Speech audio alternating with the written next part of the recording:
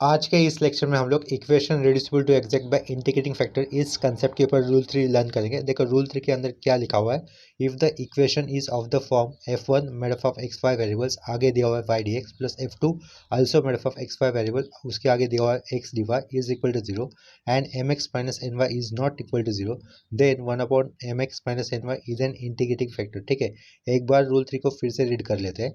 If the equation is of the form f1 xy variable से बना हुआ, उसके आगे लिखा हुआ है y dx plus f2 xy variable से बना हुआ, उसके आगे लिखा हुआ है x dy is equal to 0 and mx minus ny is not equal to 0, then 1 upon mx minus ny is an integrating factor. ये जो भी रूल 3 है वो एक स्पेशल टाइप के आए हुए इक्वेशन के फॉर्म को यूज कर सकते हैं। ठीक है, और वो पर्टिकुलर इक्वेशन का टाइप क्या होगा या फिर इक्वेशन का फॉर्म क्या होगा।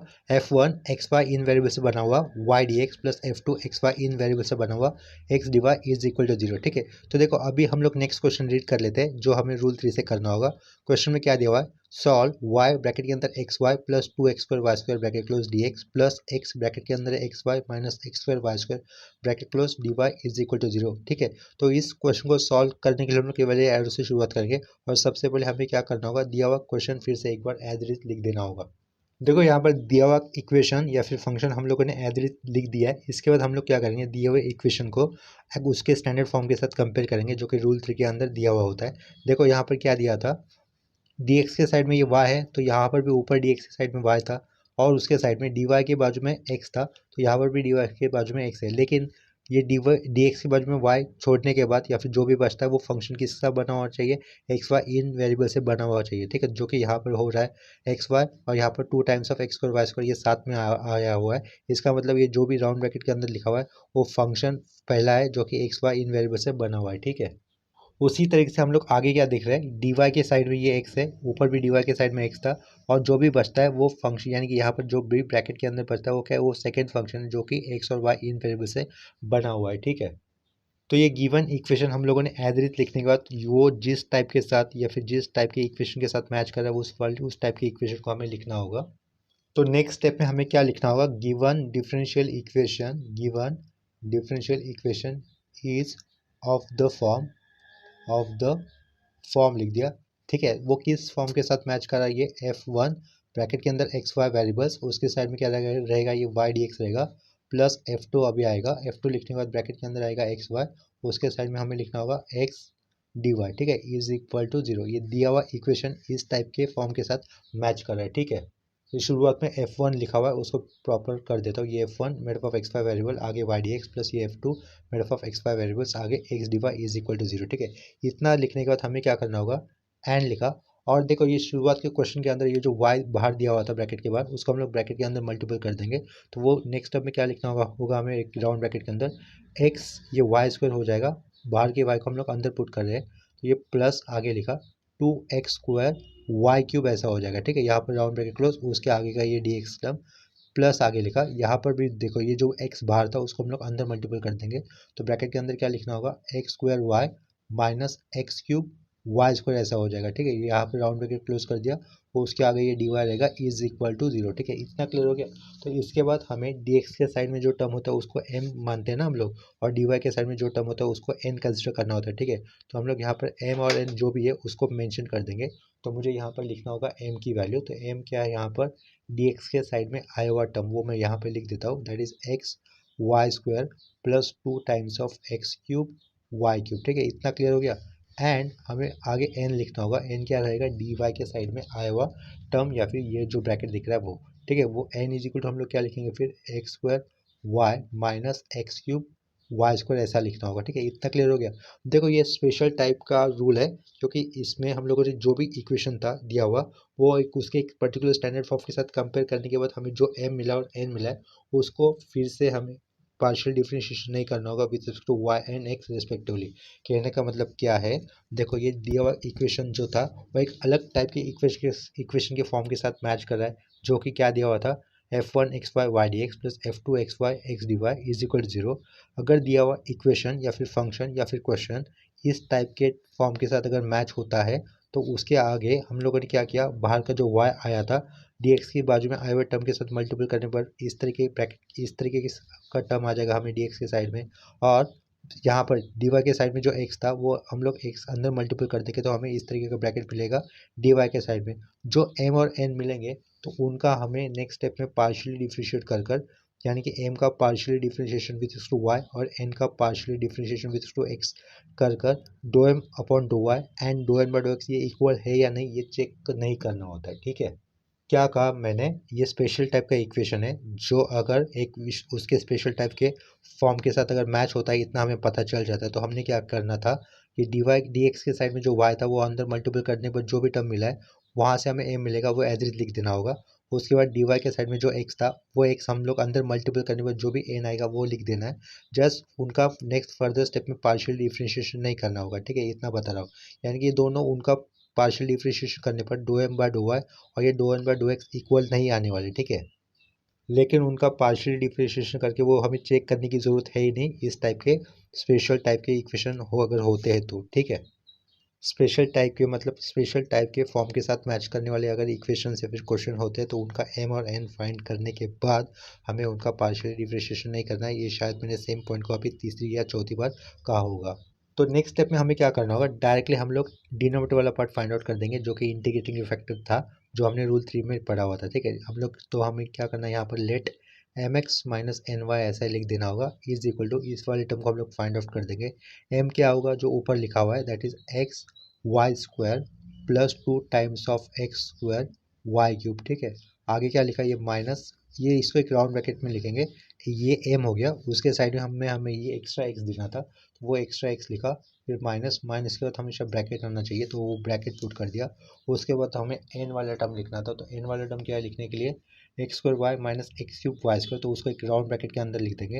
ये क्या लिखा एक्स स्क्वायर वाई लिखा माइनस एक्स क्यूब और ये साइड में वाई स्क्वायर, इसको एक राउंड ब्रैकेट क्लोज कर दिया और उसके साइड में हमें क्या लेना था वाई लेना था तो ये वाई ले लिया, लास्ट में ये स्क्वायर ब्रैकेट क्लोज कर देंगे। ठीक है, तो नेक्स्ट स्टेप में देखो क्या करना होगा, ये बाहर का एक्स अंदर मल्टीपल हो जाएगा तो चेंजेस क्या हो जाएंगे, फर्स्ट टर्म रहेगा अपना x square y square plus लिखा 2 टाइम्स अब ये क्या हो जाएगा एक्स क्यूब वाई क्यूब ऐसा हो जाएगा। ठीक है, ये माइनस साइन अंदर मल्टीपल करना होगा और ये वाई भी अंदर मल्टीपल करने पर ये कैसे चेंजेस रहेंगे, ब्रैकेट ओपन भी कर देंगे, फर्स्ट टर्म हो जाएगा minus x square y square, ये माइनस माइनस प्लस लिख दिया और ये एक्स क्यूब वाई क्यूब हो जाएगा। ठीक है, इतना क्लियर हो रहा है, ये एक्स क्यूब ये वाई स्क्वायर इंटू वाई ये हो जाएगा यहाँ पर वाई क्यूब। तो यहाँ पर ये शुरुआत का और ये तीसरा टर्म कैंसिल हो जाएगा प्लस माइनस होने के कारण। ठीक है, तो ये 2x³ वाई क्यूब और ये single x cube y cube, तो इसका मतलब नेक्स्ट स्टेप में हमें क्या लिखना होगा 3x³ वाई क्यूब लिखना होगा। ठीक है, और इसके लेफ्ट साइड में क्या है ये m x minus n y ये वाला टर्म है which is equal to 3x³ y cube which is not equal to 0। ठीक है,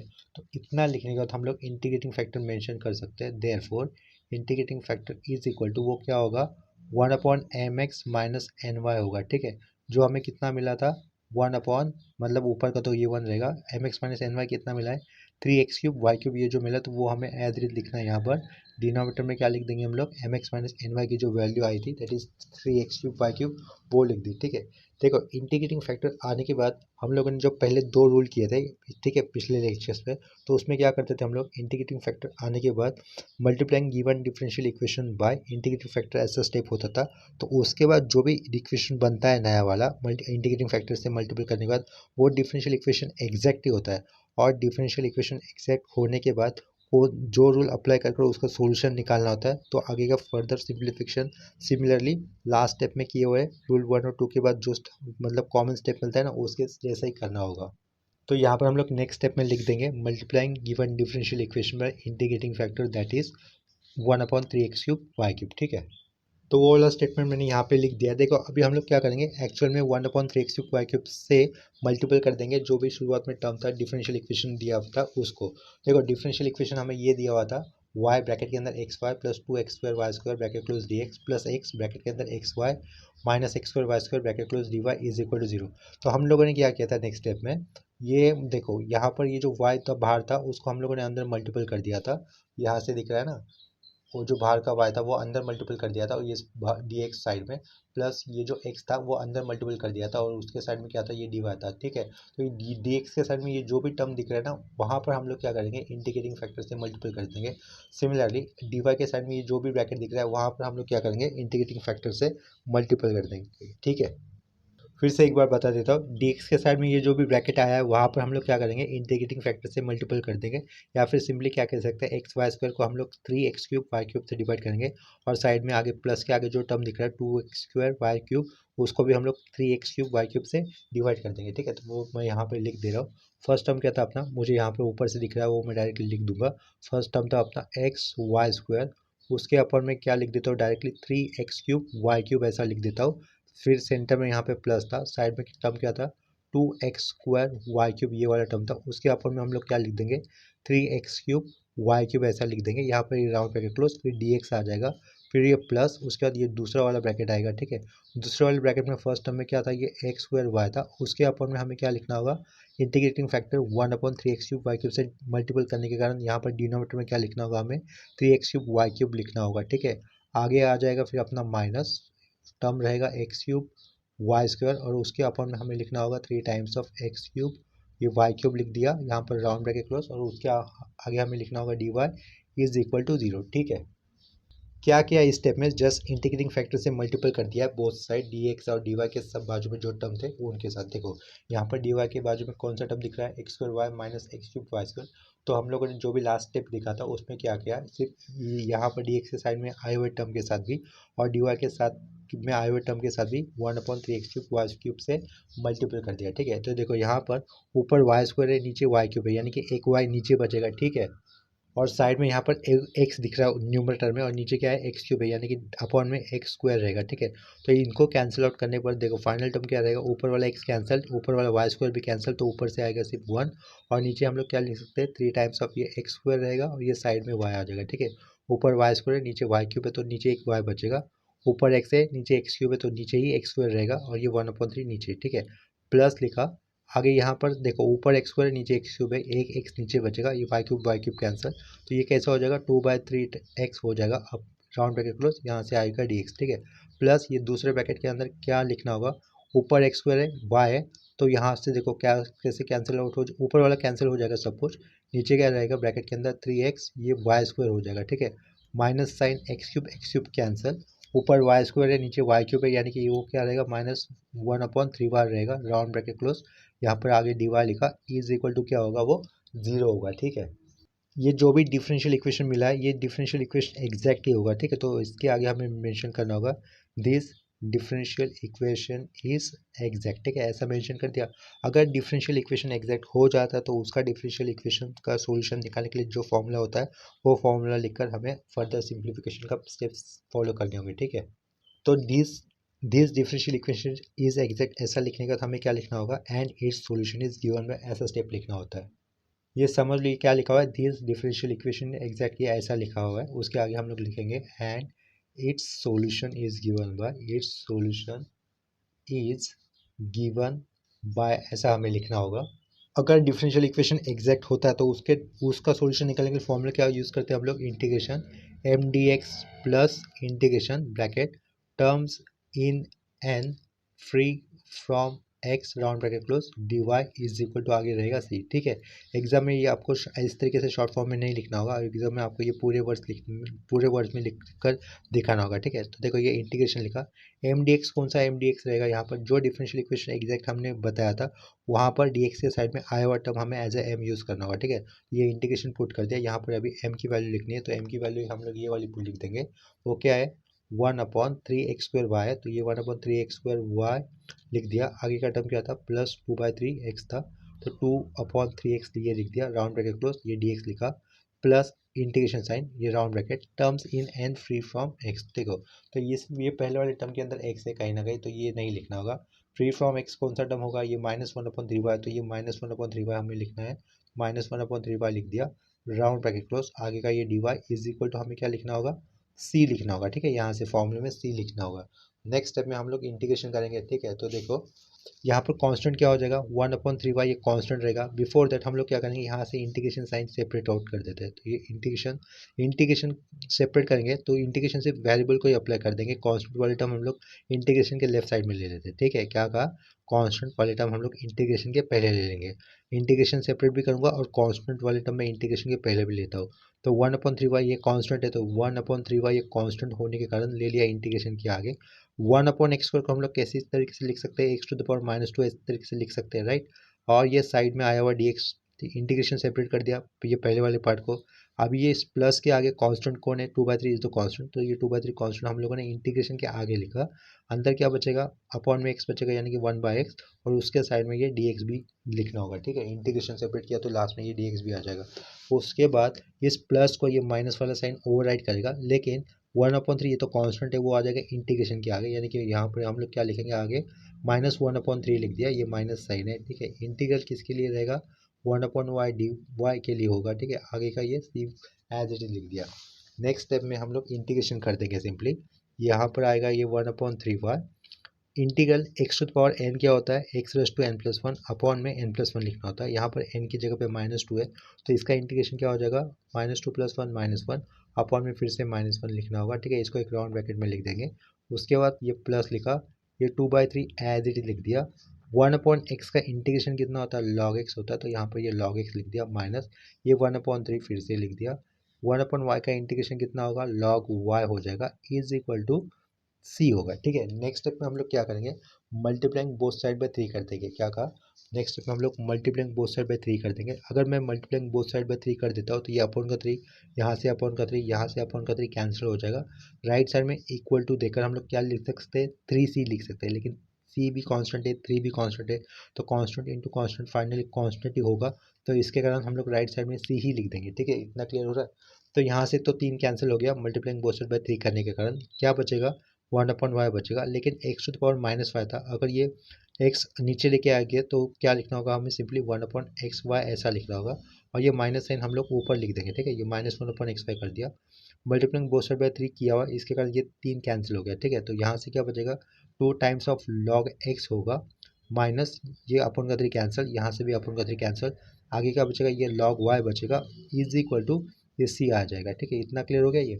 नेक्स्ट स्टेप में देखो, हमने फाइनल से यहाँ तक भी रखा तो भी चलेगा, लेकिन इसके आगे एक स्टेप बनती है, तो वो हमें दिखानी होगी। देखो क्या रहेगी, ये -1/x शुरुआत का as it is, plus log के आगे जो 2 आया हुआ है, तो उसको हम लोग कैसे लिख सकते हैं, लॉग के साथ ये जो आर्ग्यूमेंट आया ना x, उसके पावर में हम लोग वो 2 लिख सकते हैं। तो ये फिर क्या लिख दिया, log x² लिख दिया, माइनस आगे का log y as it is equal to c लिख दिया, ठीक है। log a minus log b का फॉर्मूला था अपने पास, वो होता है log of a by b, ठीक है। फॉर्मूला क्या कहा, log a minus log b अगर होता है तो उसको हम लोग कैसे लिख सकते हैं, log of a by b लिख सकते हैं। तो बस वो वाला स्टेप हमें यहाँ पर दिखा सकते हैं, ये -1/x² लिख दिया शुरुआत में, प्लस यहाँ पर क्या लिख देंगे, log of a by b, यानी कि ए वाला टर्म एक्स पर रहेगा, बी वाला टर्म वाई है, तो लॉग ए बाई बी कर दिया, इज इक्वल टू सी। तो इसके साइड में हम लोग लिख सकते हैं, दिस इज रिक्वायर्ड सोल्यूशन, ठीक है। ये सोल्यूशन हम लोग यहीं पर भी स्टॉप कर सकते थे, यहाँ जहाँ पर मैंने राइट टिक किया हुआ है वहाँ पर भी हम लोग लिखते थे, तो भी हमें कंप्लीट मार्क्स मिलते थे, ठीक है। इसके बाद सेम कंसेप्ट के ऊपर और एक क्वेश्चन कर लेते हैं। यहाँ पे देखो, अभी नेक्स्ट क्वेश्चन में क्या दिया हुआ है, सॉल्व, ब्रैकेट के अंदर है x y dot sine x y plus cos of x y bracket close y d x, plus bracket के अंदर ही है x y sine x y minus cos x y bracket close x d y is equal to 0।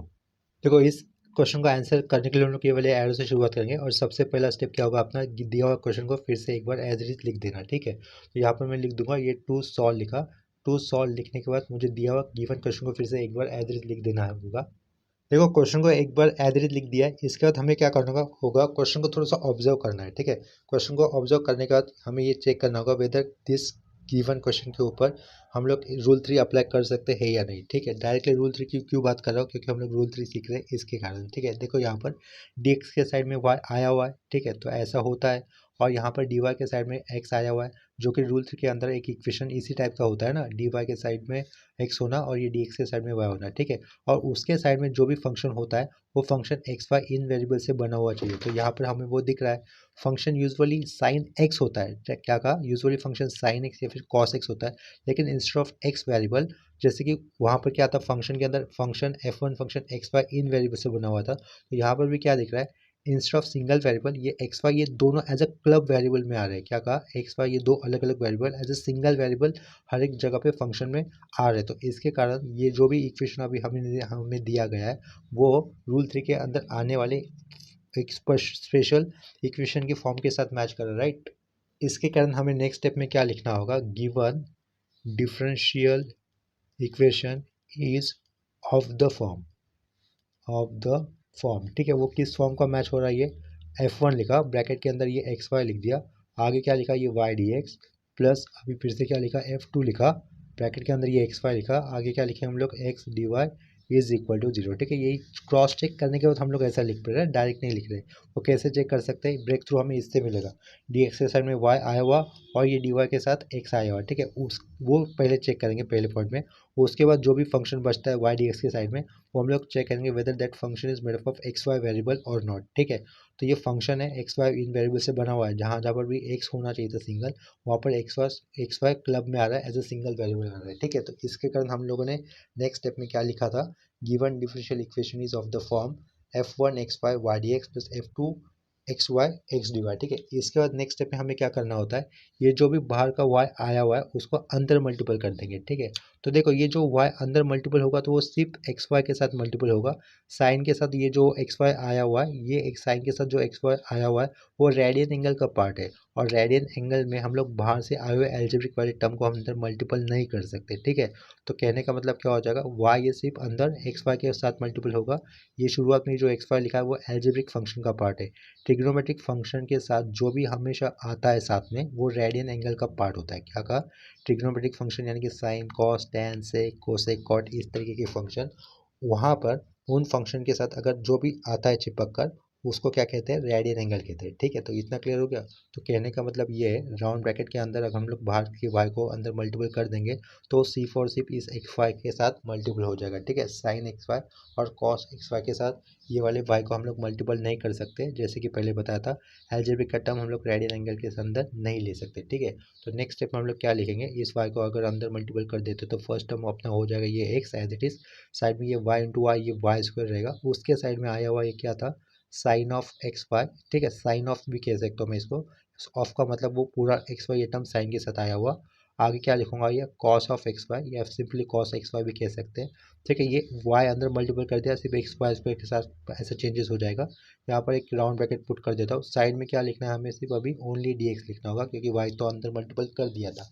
Similarly आगे का ये x हम लोग को अंदर मल्टीपल कर देगा तो ये प्लस रहेगा, दूसरे राउंड ब्रैकेट में क्या आ जाएगा, x into this x x square, ठीक है। तो ये एक्स स्क्वायर वाई लिख दिया, आगे क्या लिखेंगे हम लोग, साइन ऑफ एक्स वाई लिख देंगे, माइनस माइनस एक्स, देखो ये एक्स है ना, इस कॉस एक्स वाई के पहले आ जाएगा, तो यहाँ पे क्या लिखना होगा, एक्स कॉस एक्स वाई लिख सकते हैं हम लोग, राउंड ब्रैकेट क्लोज, और ये बाहर का डी वाई। तो यहाँ पर भी जब हमने लोगों ने फर्स्ट ब्रैकेट में वाई को अंदर मल्टीपल लिया था, तो इस कॉस एक्स वाई के पहले हमें वाई लिखना चाहिए था, तो यहाँ पर ये वाई लिखना चाहिए था, वो रह गया मुझसे, ठीक है।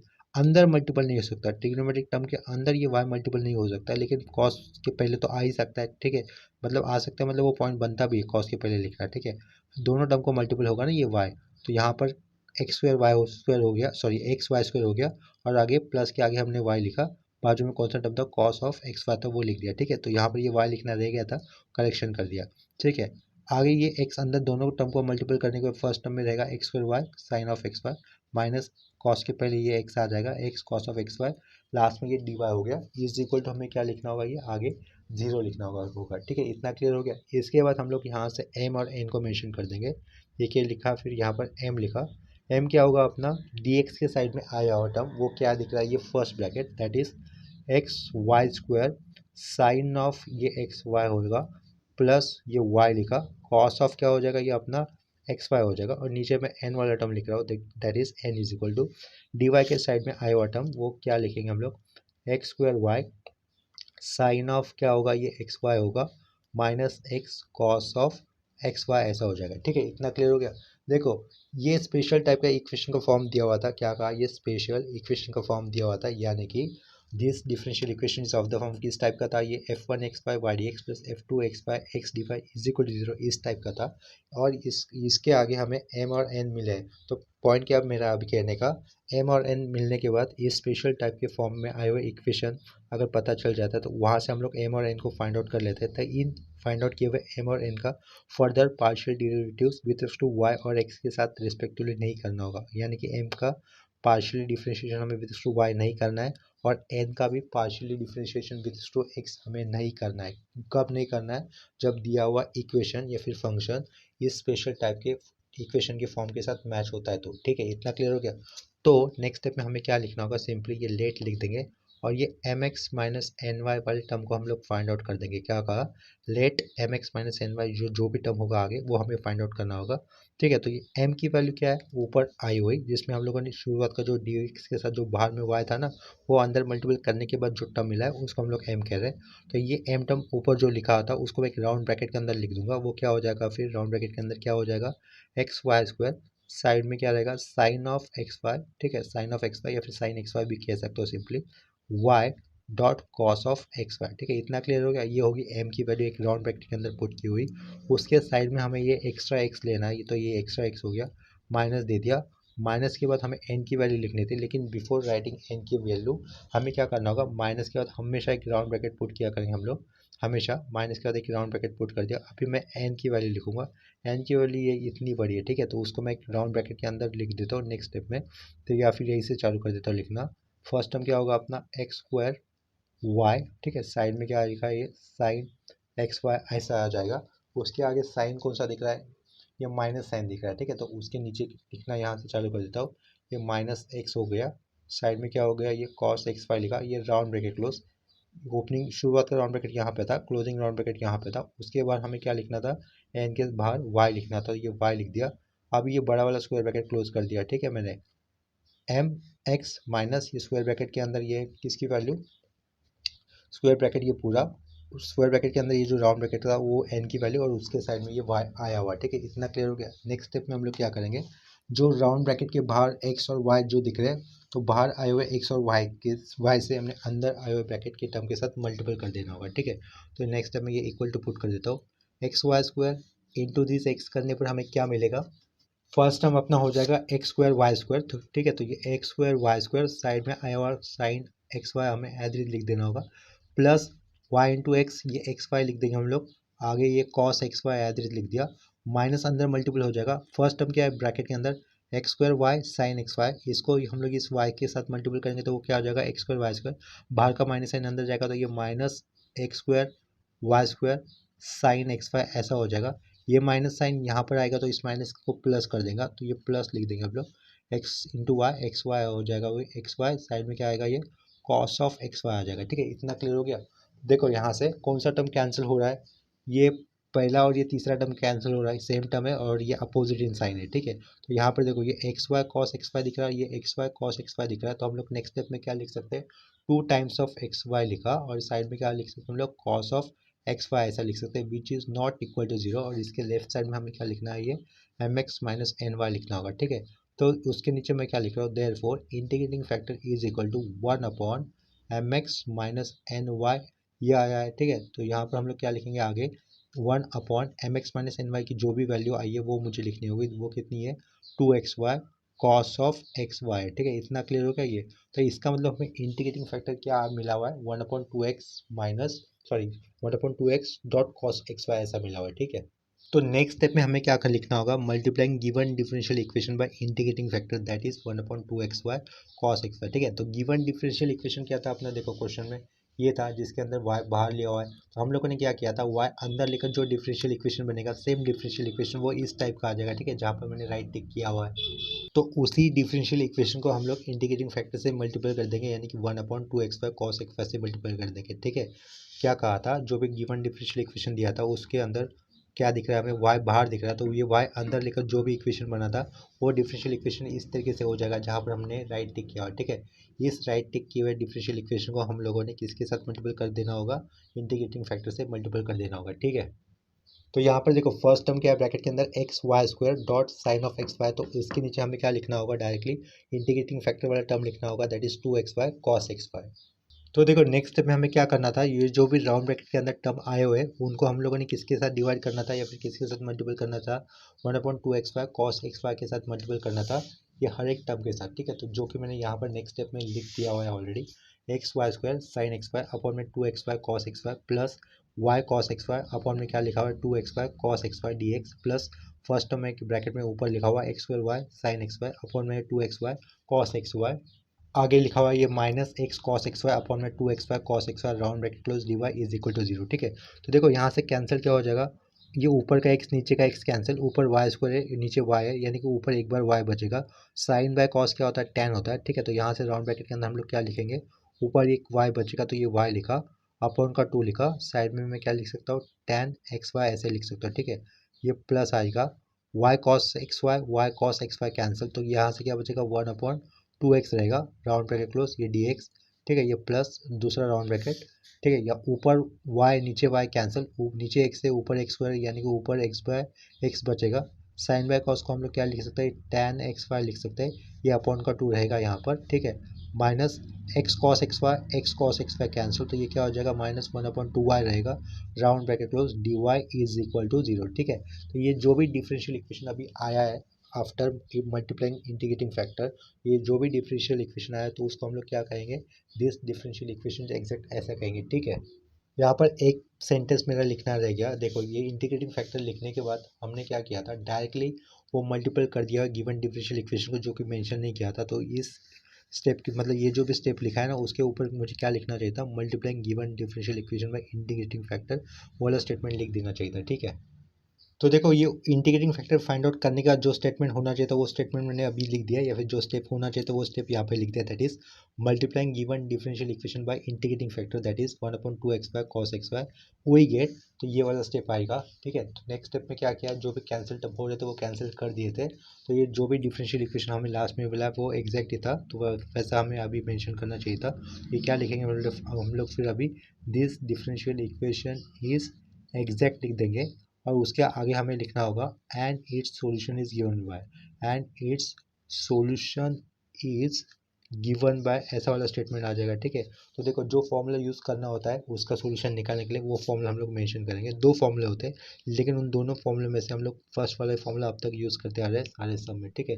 तो वो आगे क्या लिखे हम लोग, integration m d x plus integration bracket के अंदर हमें क्या लिखना होगा, terms in n free from x, round bracket close, यहाँ पर d y is equal to आगे क्या होगा, सी होगा, ठीक है। इतना क्लियर हुआ होगा। नेक्स्ट स्टेप में हमें क्या लिखना होगा, डी एक्स के साइड में जो भी होता है वो एम होता है, ठीक है। तो वो ही एम हमें यहाँ पे लिखना होगा, जो क्वेश्चन के शुरुआत में एम लिखा था वो नहीं लिखना है, ठीक है, इतना समझ लो।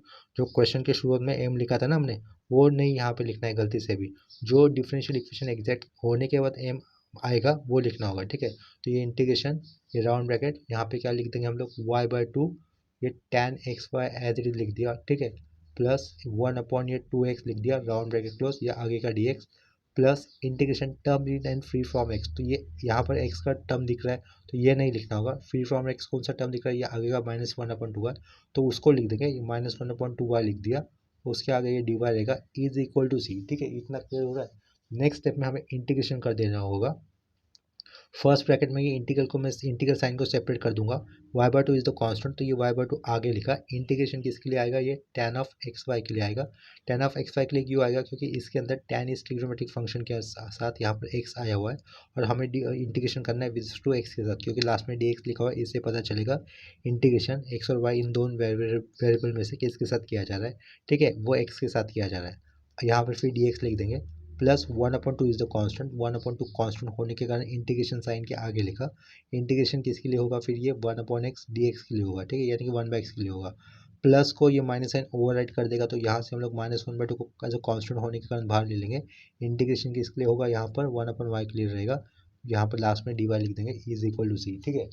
नेक्स्ट स्टेप में देखो, tan x का इंटीग्रेशन कितना होता है ये हमें पता होना चाहिए, तो मैं यहाँ पे फॉर्मूला ही लिख देता हूँ, since integration for tan x कितना होता है ये वो लिख देता हूँ, इंटीग्रेशन tan x dx अगर होता है तो वो हम लोग क्या लिख सकते हैं, log ऑफ sec x ऐसा लिख सकते हैं, ठीक है। इतना क्लियर है ये आगे प्लस से भी होता है, ठीक है। देखो ये जो भी मैंने अभी सर्कल किया हुआ है वो tan x के इंटीग्रेशन का एक फॉर्मूला है, इतना याद कर लो। लेकिन हमारे पास ऐसा इक्वेशन नहीं आई है, सॉरी ऐसा फंक्शन नहीं आया है। फंक्शन क्या है अपने पास इंटीग्रेशन करने के लिए, tan एक्स वाई, और tan x का इंटीग्रेशन ये होता है, ठीक है। तो थोड़ा सा समझ लो अभी, ये y/2 तो एज इट इज आ जाएगा लेफ्ट साइड में। इंटीग्रेशन अभी हम लोग कर रहे हैं, लेकिन किसका कर रहे हैं, tan एक्स वाई का कर रहे हैं, तो tan एक्स वाई का इंटीग्रेशन क्या हो जाएगा, सिंपली log लिख देंगे। साइड में ये मॉड की जगह पे मैं ब्रैकेट भी पुट कर सकता हूँ, तो ये ब्रैकेट ही डाल रहा हूँ। tan x का क्या होता है, log ऑफ sec x होता है, तो tan एक्स वाई का इंटीग्रेशन क्या हो जाएगा, log of sec x y हो जाएगा, ठीक है, ये सेक एक्स वाई ऐसा हो जाएगा, इतना क्लियर हो गया। लेकिन एक कंपोजिट फंक्शन है, क्या कहा, tan x is the standard function. Standard function क्या होता है, tan x। लेकिन x की जगह पे अगर कुछ भी टर्म अलग आ जाता है इंस्टेड ऑफ x, यानी कि x छोड़कर कुछ भी अगर अजीबोगरीब टर्म आ जाता है, उसको क्या कहते हैं, फिर हम लोग कंपोजिट फंक्शन करते हैं। तो कंपोजिट फंक्शन में क्या करना होता है, तो उसका तो नॉर्मली एज इट इज मैंने इंटीग्रेशन कर दिया, tan x का log ऑफ सेक x होता है, तो tan ऑफ एक्स वाई का इंटीग्रेशन क्या हो जाएगा, log of sec x y हो जाएगा, इतना क्लियर ही है। इसके बाद जो कंपोजिट फंक्शन था, यानी कि x की जगह पे आया हुआ कंपोजिट फंक्शन, यहाँ पे क्या दिख रहा है, एक्स वाई दिख रहा है ना, tan x is the standard function. यहाँ पर ऊपर क्या दिख रहा है, x की जगह पे आया हुआ ये एक्स वाई दिख रहा है। तो ये कंपोजिट फंक्शन है, और यहाँ पर x की जगह पे क्या आया हुआ है, एक्स वाई आया हुआ है। तो x की जगह पे जो कंपोजिट पार्ट आया हुआ है दैट इज एक्स वाई, उसका हमें फर्दर डिराइवेटिव्स करना होगा विथ रिस्पेक्ट टू x के साथ ही, क्योंकि लास्ट में ये dx है इसके कारण। तो देखो एक्स वाई का अगर हम लोग x के साथ डिफ्रेंशिएशन करेंगे तो वो क्या रहेगा, ओनली y रहेगा, ठीक है। जो भी बचा हुआ टर्म होगा वो हमें इंटीग्रेशन के केस में डिनोमिनेटर में लिखना होगा, यानी कि हम लोग यहाँ पर डिनोमिनेटर में क्या लिख देंगे, ये y लिख देंगे, ठीक है। इस पॉइंट को फिर से एक बार बता देता हूँ, tan x का इंटीग्रेशन होता है log ऑफ sec x होता है, ठीक है।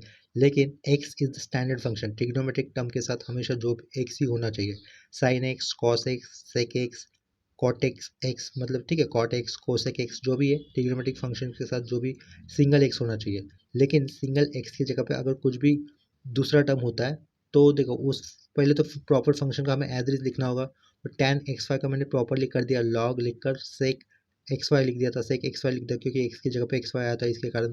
इसके बाद अगर एक्स की जगह पे कुछ भी आता है तो उसका डिरेवेटिव्स करो और जो टर्म बचेगा वो अपॉन में लिखो।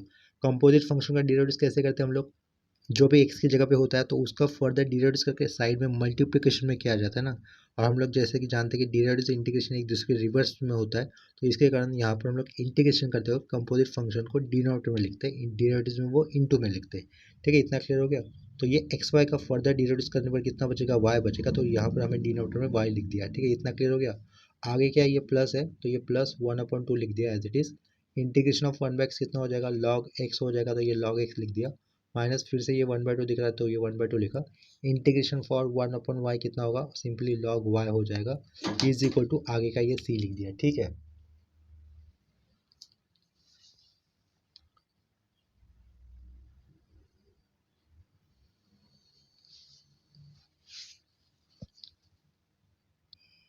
एक बार फिर से पॉइंट को रिपीट कर देता हूँ, अगर लेफ्ट साइड में हर जगह पे log दिख रहा होगा तो राइट साइड में जो भी कांस्टेंट होता है तो उसको भी हम लोग log c लिखेंगे, ठीक है, इतना क्लियर ही है। अभी नेक्स्ट स्टेप में हमें क्या करना होगा, मल्टीप्लाइंग बोथ साइड बाय 2 कर देना है, तो ये अपॉन का 2 चला जाएगा, ये अपॉन का 2 चला जाएगा, यहाँ से भी अपॉन का 2 चला जाएगा। मल्टीप्लाइंग बोथ साइड बाय 2 करने के कारण यहाँ पे क्या रहेगा, 2 log c रहेगा, ठीक है। लेकिन log के साथ c मतलब log, चल लिख देता हूँ 2 log c।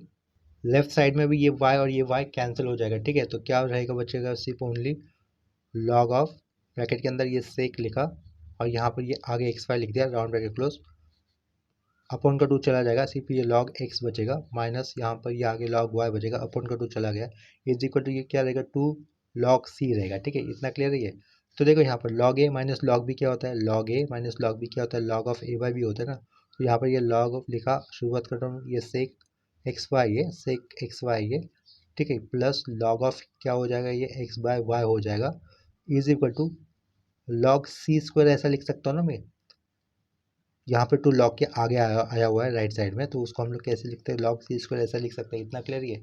लेफ्ट साइड में क्या दिख रहा है, ये log, इसको ये a वाला टर्म है जो कि करली अंडरलाइन माना है अभी, और ये b वाला टर्म है यानी कि एक्स बाय वाई, इसको b मानो आप लोग, और सेक ऑफ एक्स वाई को आप लोग क्या मानो, a मानो, ठीक है।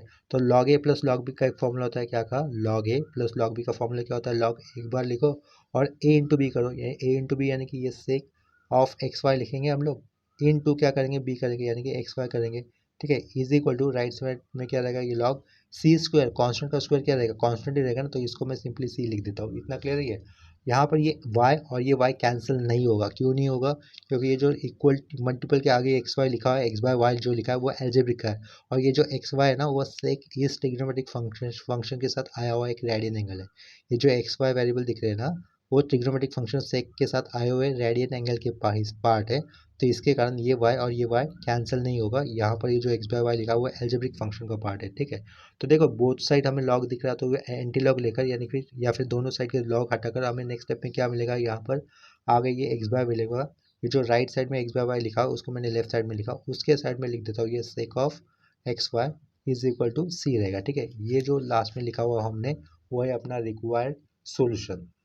इसी को हम लोग दूसरे तरीके से कैसे लिख सकते हैं, ये लेफ्ट साइड में एक्स लिखा एक्स, ये sec x y is equal to c y. ठीक है, लेफ्ट साइड में अपॉन में आया हुआ वाई हम लोगों ने कहाँ पे लिया, राइट साइड में ले लिया। ठीक है, इसके बीच में हम लोग साइड में लिख सकते थे ये, और ऊपर का भी चलेगा, आंसर यहाँ तक भी लिखा हुआ, या फिर ये लास्ट वाला स्टेप दिखाया तो भी चलेगा। ठीक है, तो इसके आगे क्या लिख सकते हैं हम लोग, दिस इज रिक्वायर्ड सॉल्यूशन। ठीक है, लास्ट में दिस इज रिक्वायर्ड सॉल्यूशन ऐसा लिखा या नहीं लिखा तो भी चलेगा। ठीक है, लेकिन फाइनल आंसर अपना करेक्ट होना चाहिए। ठीक है, तो आज के लेक्चर में हम लोगों ने equation reducible to exact by integrating factor इस कंसेप्ट के ऊपर, जो रूल 3 होता है उस रूल 3 के ऊपर दो ही न्यूमेरिकल्स किए। ठीक है, तो आज के लिए प्रॉब्लम्स है, कहीं पर भी डाउट होता है या फिर कंसेप्ट में डाउट होता है तो आप लोग मुझे कमेंट सेक्शन में इन्फॉर्म कर सकते हो। ठीक है, तो अभी के लिए ये लेक्चर यहीं पे स्टॉप करते हैं, मिलते हैं नेक्स्ट लेक्चर में, तब तक के लिए बाय एंड टेक केयर।